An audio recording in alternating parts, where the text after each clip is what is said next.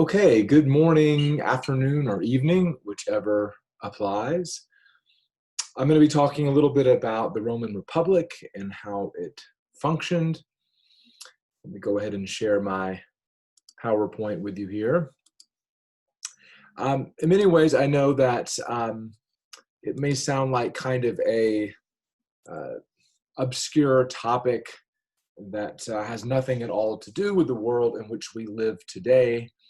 But I would like to suggest that perhaps the Roman Republic is something that particularly US Americans might want to think about.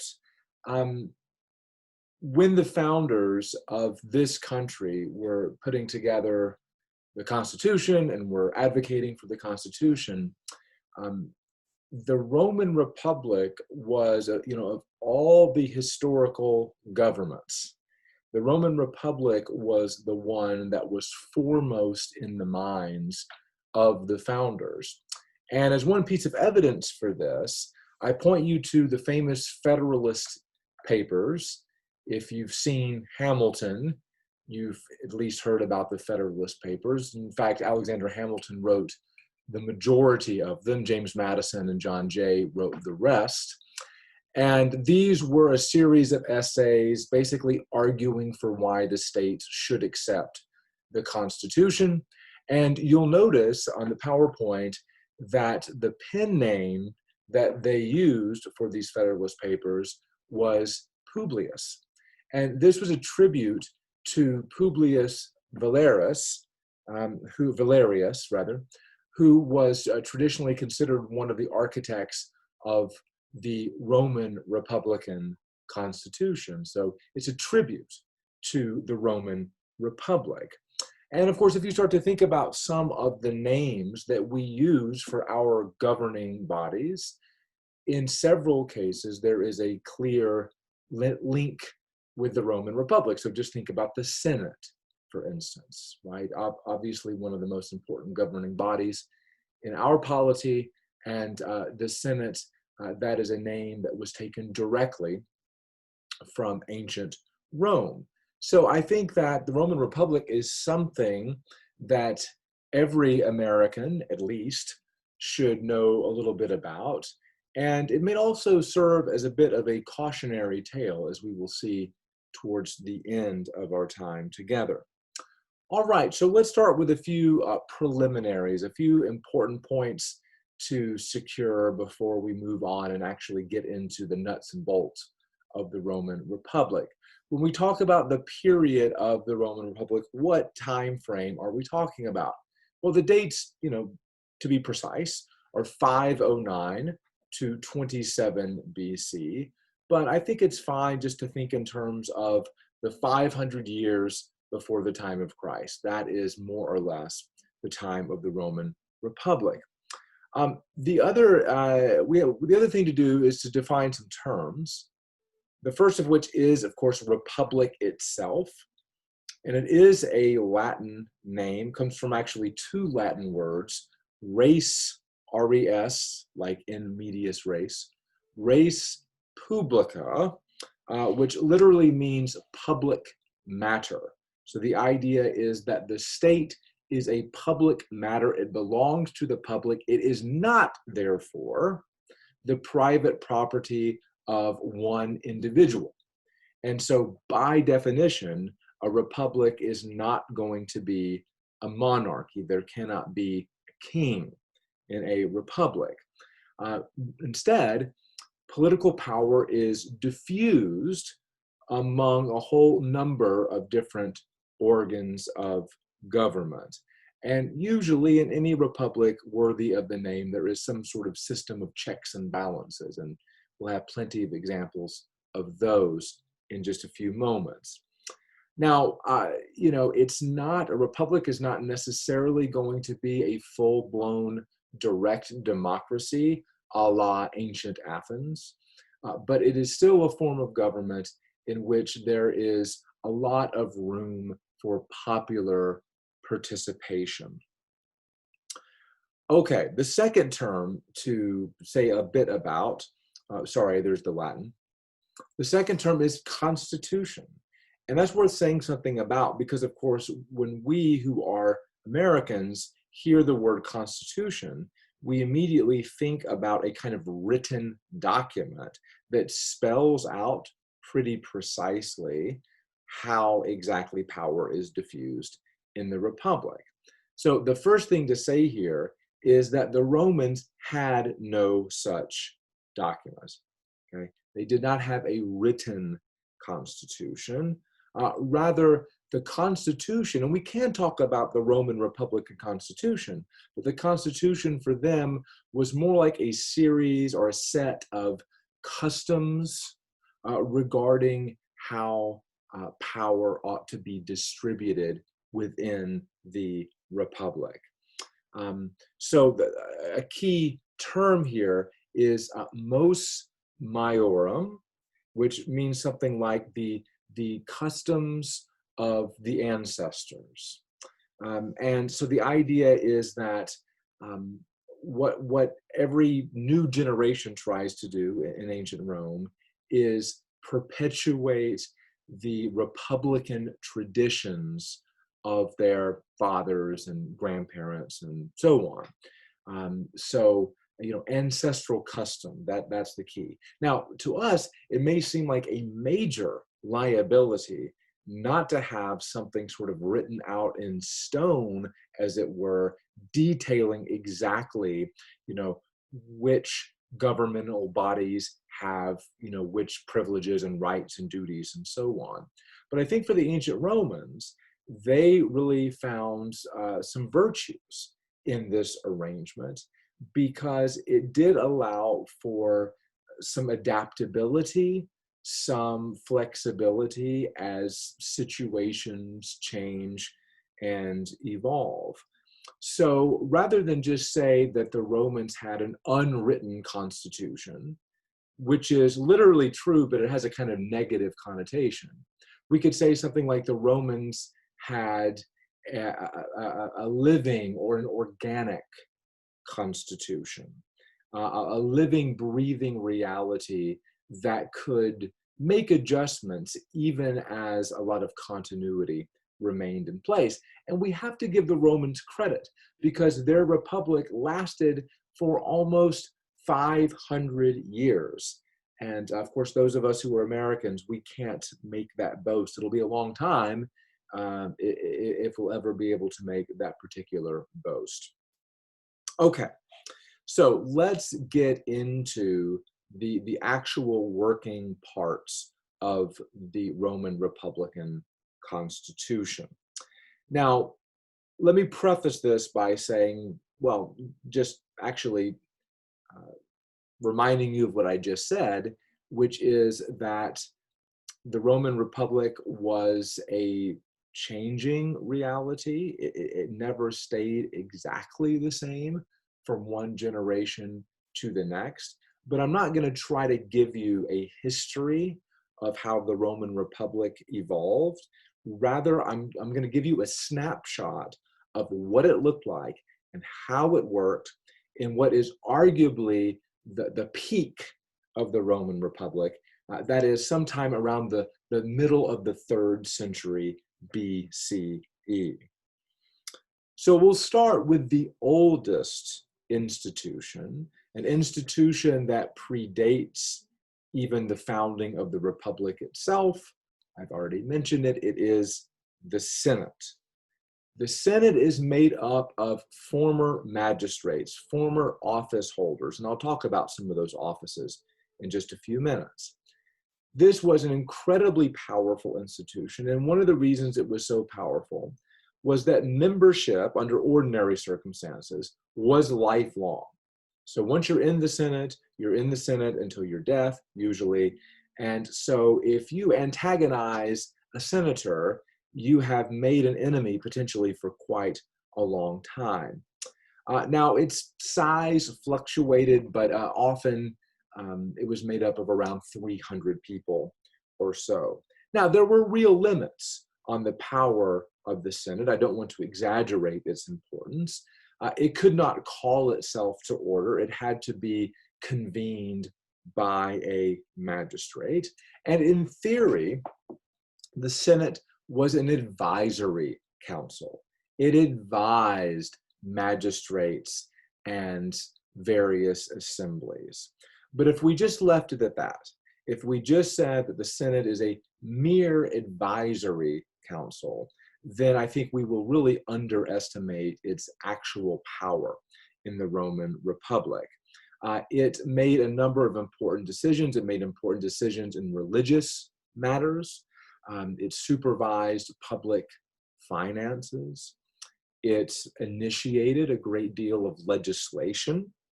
And perhaps most crucially, it determined military assignments for magistrates. So it can be called, and indeed has been called, the central organ of the Roman Republican government. So we do not want to underestimate the Senate. But there were other important governmental bodies in ancient Rome. So I want to just mention a couple of assemblies. There were more assemblies than I have time to talk about. I want to focus on two of the most important.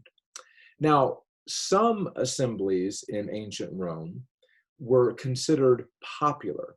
And what that means, quite simply, is that they were open to both patricians and plebeians. Hopefully, you've already read in West in the World about the struggle of the orders. And so you know who the patricians are and who the plebeians are. And if you haven't done that yet, now's a good time to do that.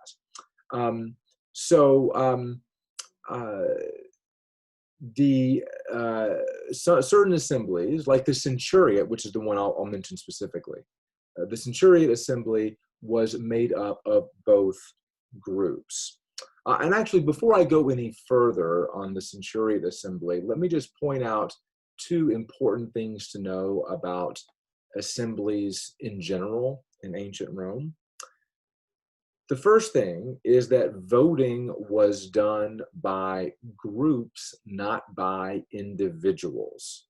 Okay, so every voting assembly is going to be divided in some way into groups, and each group is going to have a vote. And of course, the size of the voting groups may vary from case to case. Now, in the United States, we are not totally we have some experience with this kind of thing in the electoral college, right?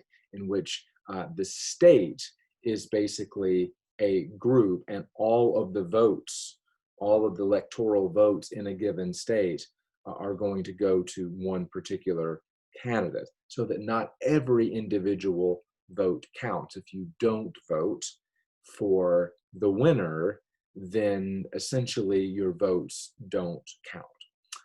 The second thing to say about voting assemblies, again in general, is that there was very limited freedom of speech and freedom of initiative. And what I mean by that is, if you go to one of these voting assemblies, you do not, if you're just a sort of ordinary person, you do not have the freedom to say, you know what, I'd like to add an item to today's agenda, and I want to vote on it.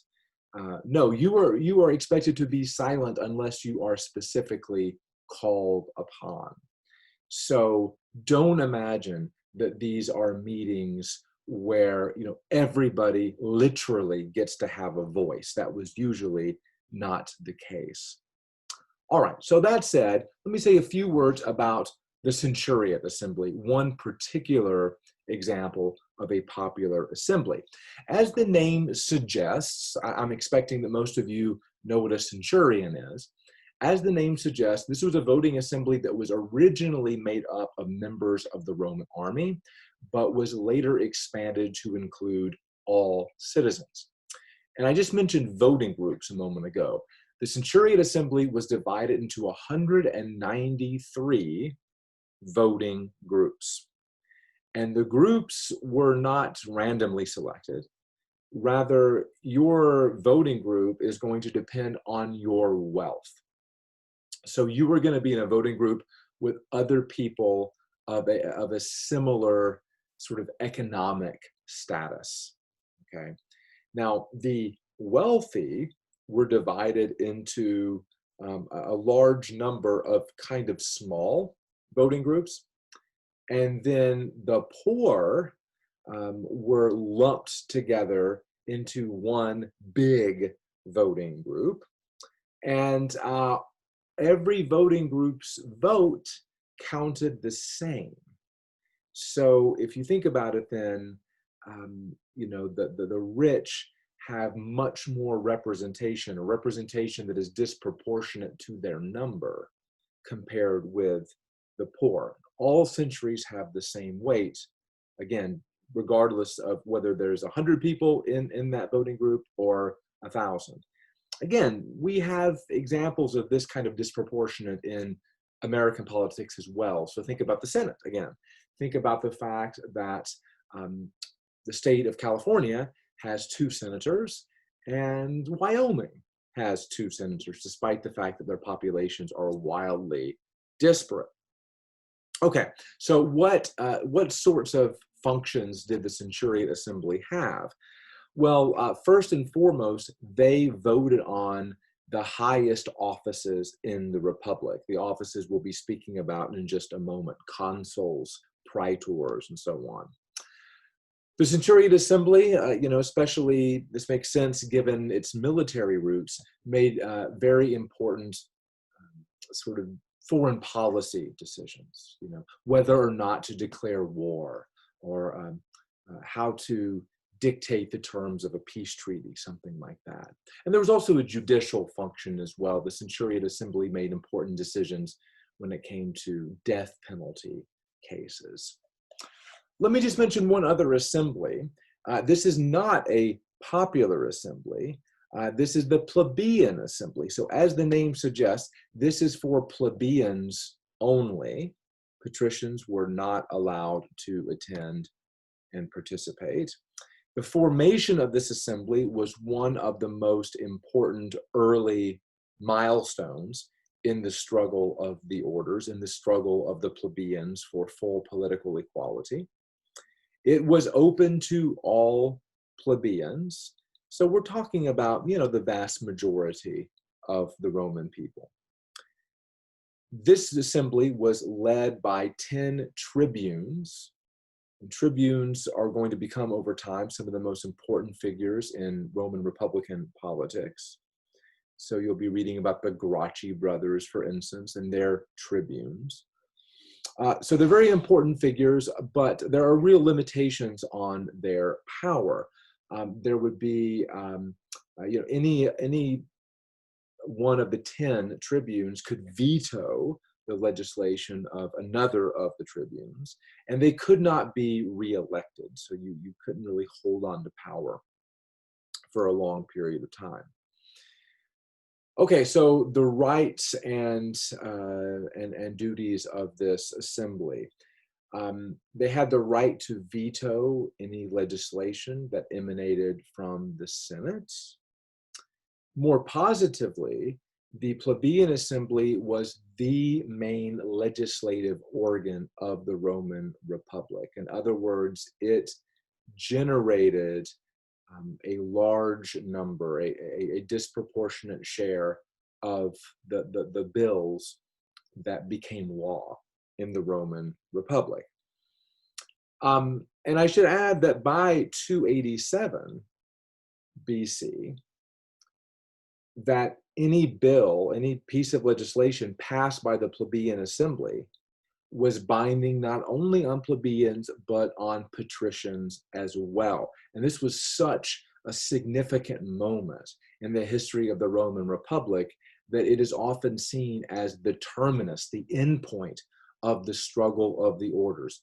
Once the laws of the plebeian assembly were binding on all Romans, most plebeians felt like full political equality had been achieved.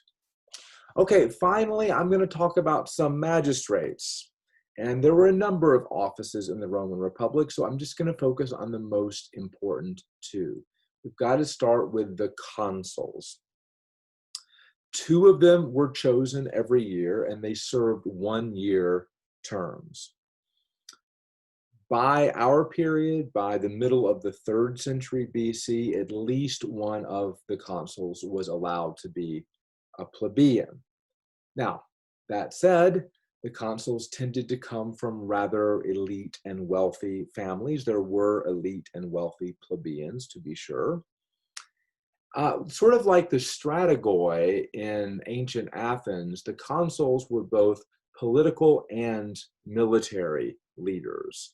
So they both presided over the senates and over some of the assemblies, but they also served as generals in the wars of Rome as well. One of their other important powers was that in consultation with the Senate, in a time of crisis, consuls could nominate someone to be dictator for 6 months. And you'll read more about dictators in West in the world. Now, as powerful as consuls were, there were significant checks on their power as well. They could veto one another. That rarely happened, but it was theoretically possible. They could not be reelected for 10 years. So after they'd served their 1-year term, they would have to wait 10 years to be eligible to be elected again.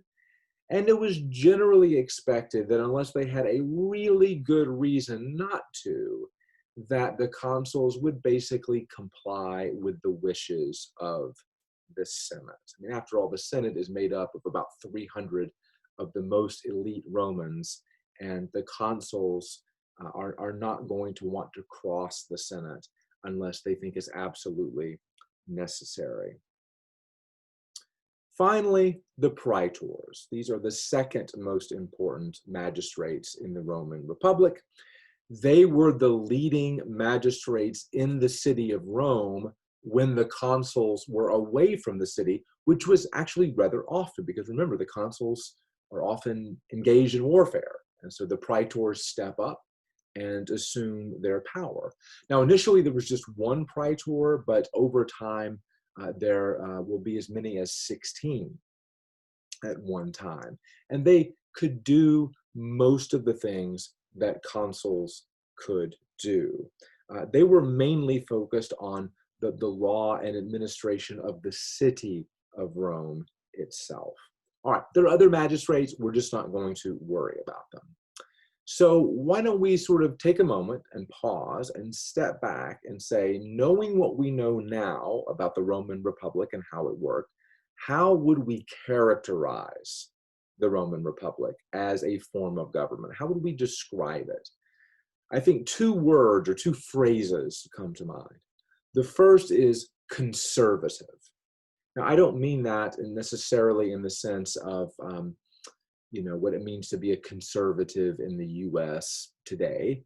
I mean conservative in the sense that the Roman Republic was structured in such a way as to make change difficult. Possible, yes, but difficult nonetheless. I've mentioned a whole host of checks and balances that would make it really hard to change things in the Republic. And you might look at that and say that would be a really frustrating form of government because it would be so hard to actually enact new changes. But that was actually the point. That was not a bug, that was a feature. Because the Romans were very tradition-minded people, people who like to defer to the customs of their ancestors. And so you don't want to depart from ancestral customs unless there is a really urgent and acute need to do so. So change was sometimes necessary, but it ought never to be easy. That was the Roman mindset.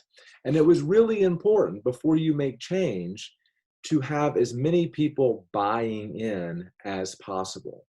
So really trying to achieve a consensus, to reach some kind of unanimity among the Romans. That was the goal. The goal was not for the majority to tyrannize the minority, which so often happens in democracies.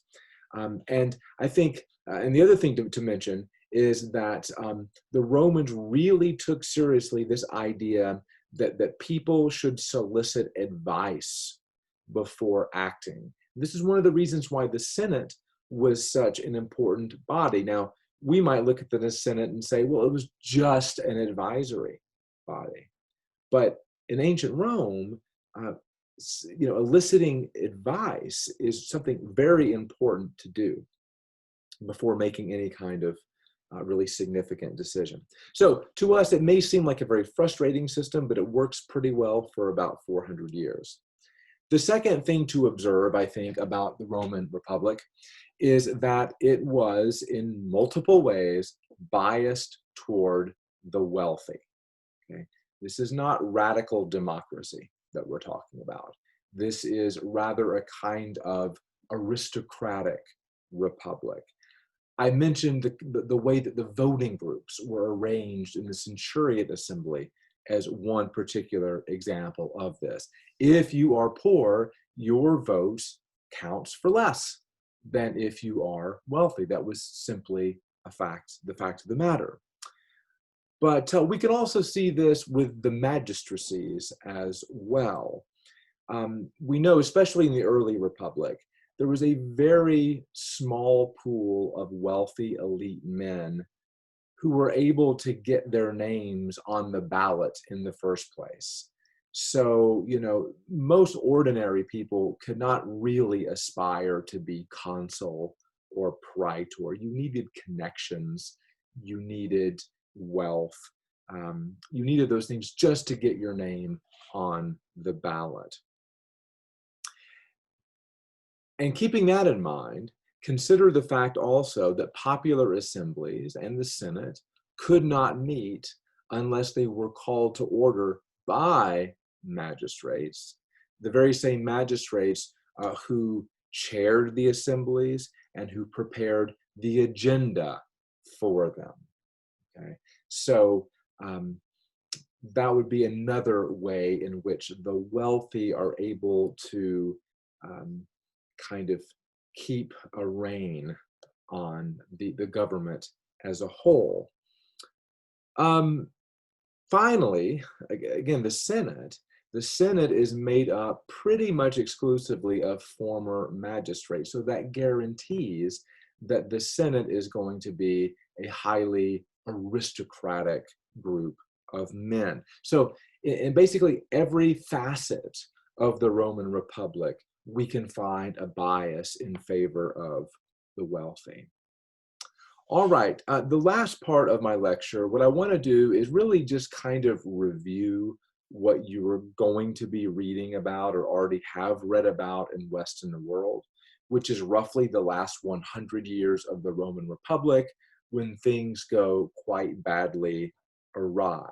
So from about 133 BC to 27 BC, there are a series of crises that culminate with the actual dissolution of the Republic itself. So let me just share a couple of the most important landmarks or turning points in that story. So let's start at the beginning, 133 BCE. Tiberius Gracchus, he removes a fellow tribune from the plebeian assembly because that other tribune wanted to veto his legislation. And that other tribune was fully within his rights to do so. So when Tiberius Gracchus removes him, that is an unconstitutional move. And then to top that off, Tiberius seeks a second term as tribune, which was not generally allowed by the Roman Republican Constitution. Let's fast forward about 50 years to 88 BCE. This is the date of Sulla's march on Rome. And he marches into the city of Rome with a Roman army to fight and kill other Romans. And when he prevails, he declares himself dictator indefinitely. Now, the dictator was in fact a legitimate Roman Republican office, but a dictator was supposed to stay in power for only 6 months. And Sulla certainly violates that norm. 60 BCE, we have a group of 3 gentlemen, Pompey, Crassus, and Julius Caesar. They make a kind of backroom deal to support one another's careers, buy extra constitutional strategies if necessary. And this arrangement is known as the First Triumvirate. And they make this arrangement, not so much for the good of the Republic as a whole, but rather for the good of their own political careers. Well, speaking of Caesar, this brings us to the next major moment, 45 BCE. Julius Caesar takes a page out of Sulla's playbook and actually goes a little further by declaring himself not just dictator indefinitely, but dictator for life. And for a lot of people, that sounds a lot like he just declared himself a king, which of course is an unthinkable move in a republic. We'll talk about what happens to Julius Caesar soon after this in class. The last thing I want to mention is what happens in 27 BC. Octavian, the grandnephew of Julius Caesar, receives the title Augustus from the Senate and basically assumes the power of a king or emperor. Okay? So notice what happens here. What happens is that a number of people take kind of constitutional shortcuts for the sake, at least ostensibly, of preserving the republic. But the upshot is that the republic by the year 27 BC exists in name only. It is no longer a reality. And I think that this story should be a sobering one for those of us who live in this particular republic and who might simply take it for granted and assume that now that we have a republic, the founding fathers created a republic, and we can just sort of coast along forever. Perhaps what we can learn from the Romans is that without taking real steps to protect the republic can in fact be lost. So I think there's some real food for thought here. All right, thank you for your time.